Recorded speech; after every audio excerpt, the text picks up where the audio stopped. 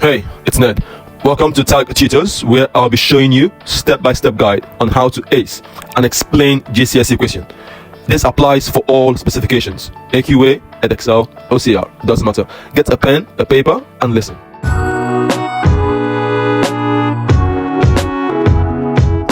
Figure 1 shows the number of white blood cells in blood samples from 3 patients. Patient X, 8,500, Y, 5,700, Z, 12,500. The number of white blood cells per microliter. Explain why the data suggests that patient Z has a bacterial infection. Step 1, the question has 2 marks, so I need 2 points for 1 mark each. Step 2, the keyword here says explain, so I need to give reason. So what would be my reason that shows that or suggests that patient Z has a bacterial infection? I can see clearly that patient Z has more white blood cells.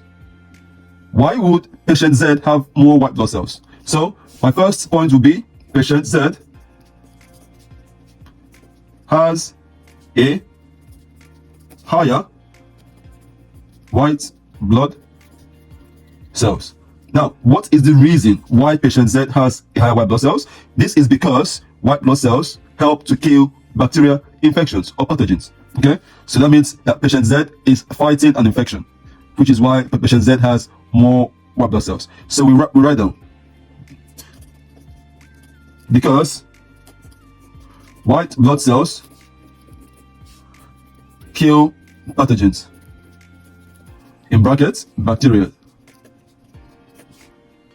Okay, so we made a point from the graph or from data and then gave a reason why this point is valid. If you have found this video useful, please like and leave a comment. Subscribe and share with your friends. The aim of the video is to help you. Until next time.